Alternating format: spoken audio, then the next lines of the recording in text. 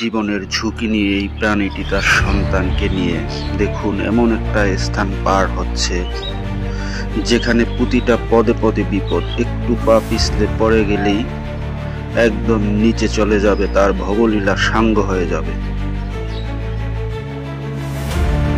পিতা প্রাণীটি পিছন পিছন ছুটে আসছে।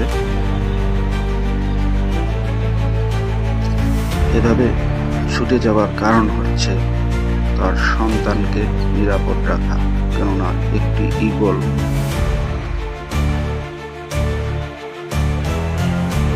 ছো মেরে নিয়ে যেতে পারে।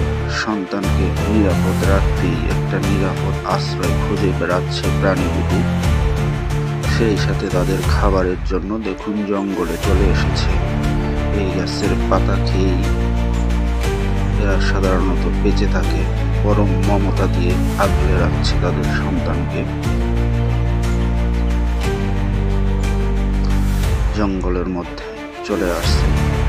আসলে যে স্থানটি তারা পাড়ি দিয়ে এসেছে, ওই স্থানে একটু পা পিছলে পড়ে গেলে এদের সত্যি ভবলীলা সাঙ্গ হয়ে যেত, জীবনের প্রদীপ নিভে যেত।